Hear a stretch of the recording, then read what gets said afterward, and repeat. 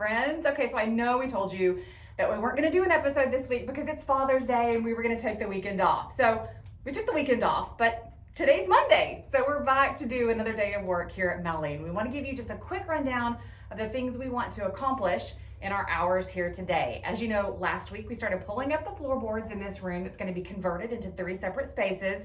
We discovered a lot of wood rot and water damage. So today our objectives are to finish pulling up these floorboards, address the dry rot, and we're gonna show you how to mitigate that. We're gonna get down a vapor barrier today and explain to you the reasons why those are so important in these historic homes. And we're gonna show you termite treatment. While we have the floors open, we're gonna get this house treated for termites. Now, we'll also be explaining to you why these historic homes are almost impervious to termite damage, but the one thing that can wreak havoc inside your historic home. So stick around, watch us work, and we're gonna make some real progress today. We did bring a friend with us today, a very important friend. We tried to budget very conscientiously and never spend a penny that isn't absolutely necessary. Well, we brought a window air conditioning unit. We decided it was absolutely necessary. If we're ever going to get anything done in this house, we have to have some air help. This house has no electricity, so we're having to run extension cords from the home next door. So if you feel like the videos are a little dark, bear with us until we can get some electricity in here and get some lights going. But sit back, relax, and you enjoy us doing the hard work. Ah, yes.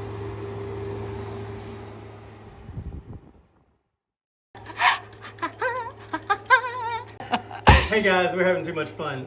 So we've got these gas furnaces in the corner of each of these rooms. So I'm going to attempt to loosen these fittings that have probably been in place for 50, 60 years. Sweat is coming off the end of my nose. And move these out of here. So wish me luck. I know this seems obvious, but be sure that your plumbing, your gas is disconnected to any gas furnace before you take it out. Thank you.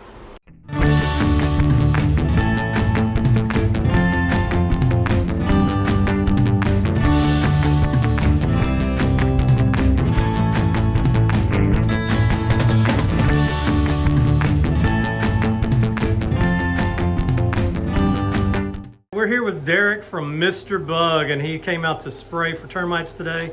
Tell us what you did.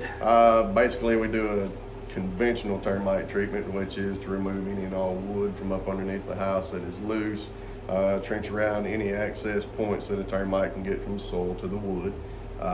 Use that pathway to treat with our product. We use Termitor HE, which is the best product on the market. And basically, we would never use a fading system because they don't applicate to the site. When you see active termites, you want to applicate where they are. That way you can kill the colony and get it nipped in the bud as quick as possible. Well, air conditioner or not, we are still sweating. It's because it's raining outside today, so today we have 100% humidity. But you just got to have a little bit of a visit with our bug man, Derek. Now let's talk about why termite contracts are literally the first call we make after insurance when we buy one of these properties. These properties are wood structures, and if exposed to the elements the wrong way at the wrong time, termites can be absolutely devastating. And since this house has had some water intrusion over the years, we knew that we had some areas that were susceptible to termites, and we wanted to make sure that we nipped that problem in the bud before we got started on anything else. But this is another great opportunity for a little bit of learning about a term that you hear in historic buildings all the time that you may not know what it actually means, and that is the term heart pine. People use heart pine all the time when they're talking about the construction materials used in historic homes. But what is heart pine? Is it a species of pine tree? No. What that is the actual heart of the pine tree. So these homes were all built with old growth lumber. It's something that does not exist in the market anymore. Today's pine forests that are harvested are quick grown and quick harvested, so they're all sapwood. But when these homes were built, huge virgin forests of enormous old growth pine trees were still in existence. So those trees were harvested and the exterior sapwood was tossed away like trash, and only the heart, the center of the pine tree, was used. That wood has many benefits. First of all, it is extraordinarily dense. You'll see the ring patterns are incredibly tightly packed together.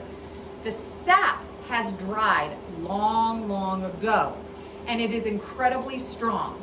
So once that wood is harvested and dried and used in construction, it is almost impervious to insects or rot, except for in one circumstance, and that is if it gets wet.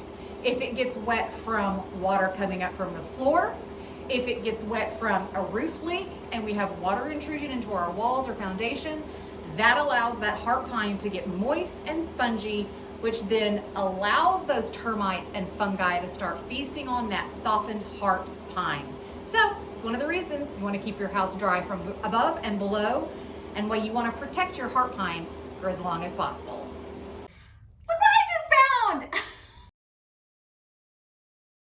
So I know that Monticello, Arkansas is in fact the tomato capital of Arkansas. They are famous for their pink tomatoes. This is a green one. They have the Pink Tomato Festival every year, and actually the Pink Tomato Festival grounds are just right across the street, catty corner from us. But this is an old, looks like chalkware. Yeah, that's chalkware. That obviously was a giveaway at one point here in Monticello at Newman's Restaurant, the tomato capital of Arkansas. I love it. Treasure.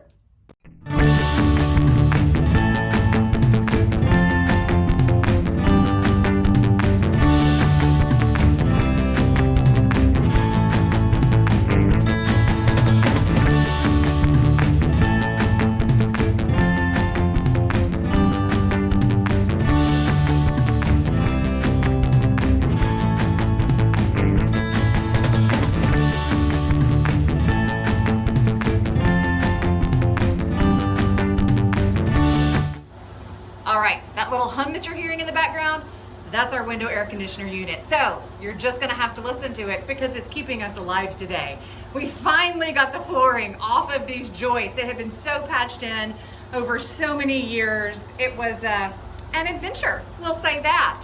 But now comes the next really important part of this part of restoration, and it's a part that you absolutely do not want to skip. This house has no vapor barrier. What's a vapor barrier? Vapor barrier is basically a layer of thick visqueen that you lay over the soil underneath your crawl space. Why is vapor barrier important? Well, really there are two reasons. The first reason is that, as we discussed earlier, one of the biggest dangers to your historic home is moisture. Moisture in any way. Moisture from the ground coming up, moisture from the sky coming down. And vapor barrier is meant to prevent moisture rising up, creating a really humid atmosphere underneath your house, which creates the perfect environment for mold, mildew, and then of course, those little buggies to crawl in.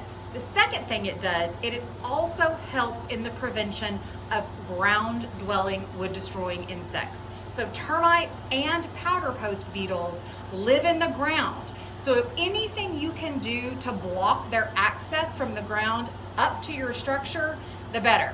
So we're about to crawl under this house and put down our vapor barrier. Come on. Hello. What you doing under there, Kevin? I was just looking to see what there was. You just having a little nap under the house? I'm taking a take a nap right here. Take a nap right here. Now tell the people what you're actually doing. Oh, vapor barrier, baby. Y'all were bragging on me last week because of the things that I will do, but I will not crawl under the house.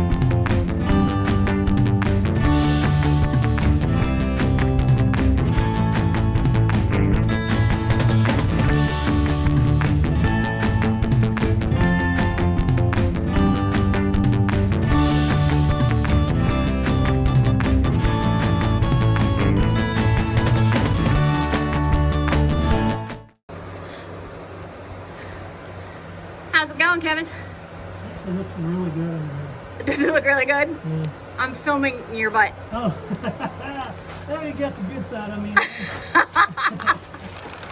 Good. I can't see your face at all. We'll just assume that it's there. oh, it's attractive. I know it is beautiful. Oh my God. It is a beautiful face.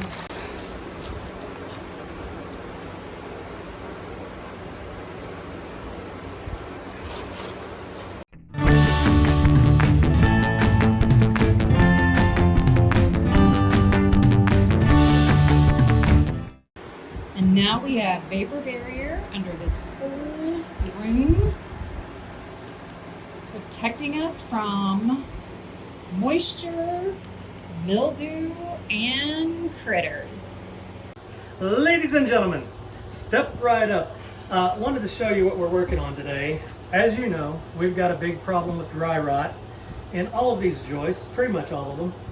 And one of the only things that will kill dry rot is antifreeze. And so I've got a tank full of antifreeze.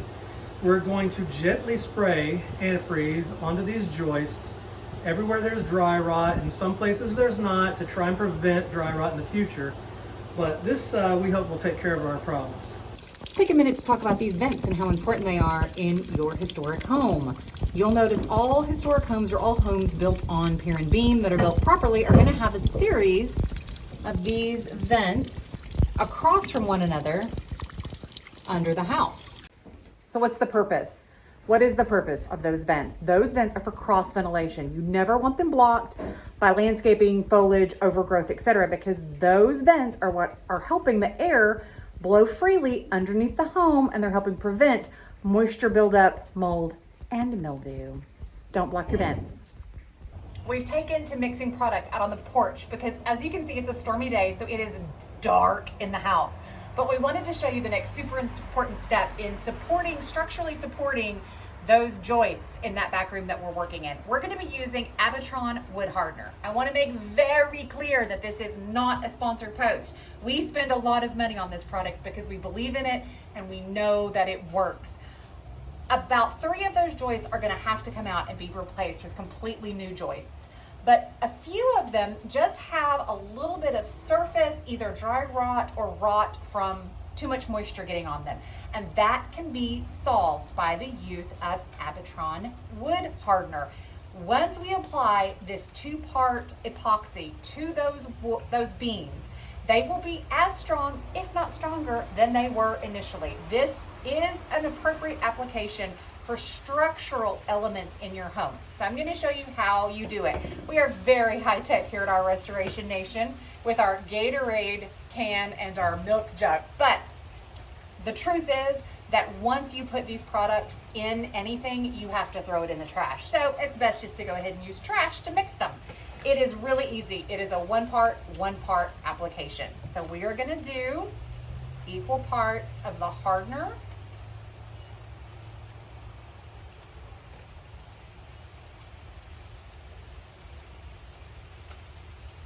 I'm going to go ahead and do 2 and 2 because we have a lot of wood that needs a lot of support in there.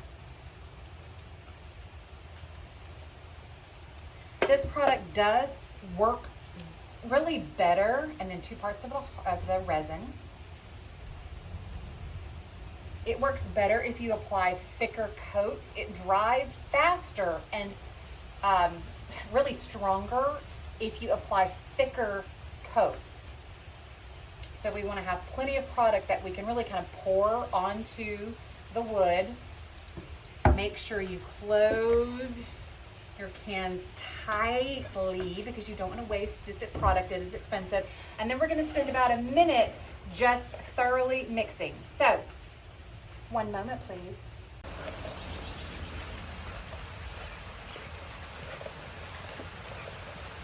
So we're back in the room of doom. Just so you know, that's what we've started referring to this space as. And I'm about to apply this wood hardener. Now, what does this do and why is it important? This is not a leveling agent. I'm not gonna put this on these beams and get them back to their perfectly square 2x10 shape. But what it is gonna do is it's gonna penetrate this wood that has been weakened by years of water damage. If you get a good look in the ceiling in here, you can see that this room because of a roof leak, had water damage for years and years and years. And the tops of a lot of these joists that we are going to be able to sister into and we are going to be able to save have suffered water damage. Well, I can apply this Abatron wood hardener, and once it permeates into the fiber of this wood, it's going to make this wood, like I said, as hard as it was when it was originally milled, if not more so. So it can still serve as a structural part of this home. The structural integrity will really be returned to it, so we can sister into it safely without having to pull this whole joist out. This joist in particular we want to save because it runs under a wall that we are retaining. So it's not a load-bearing wall, but it would be a very, very difficult joist to try to remove to support the wall. So we're going to re-strengthen this wood, and then we're going to sister in a new joist. So here we go. We want to apply the wood hardener very liberally. This is not a product that you want to use sparingly. Remember to only use brushes, containers, etc. to mix in that you're going to be willing to part with, because once this resin dries on your materials, they're done, they're toast. I'm going to go ahead and go down the side.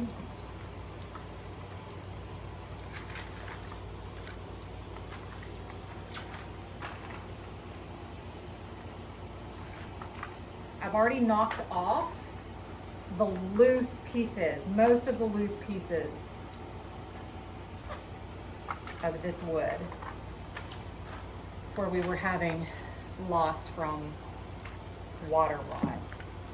I'm just coming back over, letting this wood hardener fully cover so it soaks down in and creates great natural strength and support for these joists again. Well, friends, we've done it. Another day of grime and filth, torn jeans, and sore muscles. But we accomplished what we set out to do. We got the rest of the floor up, we got that vapor barrier down, we got treated for termites, we treated for the wood rot, and we applied the wood hardener. So since that has to cure for 5 to 10 days before we really can do anything with the wood around it, we're gonna pack up and go home now. But we hope that this day has given you another behind the scenes look at what it really is like to restore a home. A lot of you have commented, I'd love to do that, but I don't know, I can't even imagine taking on a project of that size. Where do you even know to start? And we say all the time, it's just like eating an elephant. You gotta do it one bite at a time. We finished our meal for this week. We'll see you back again next week. Have a great day.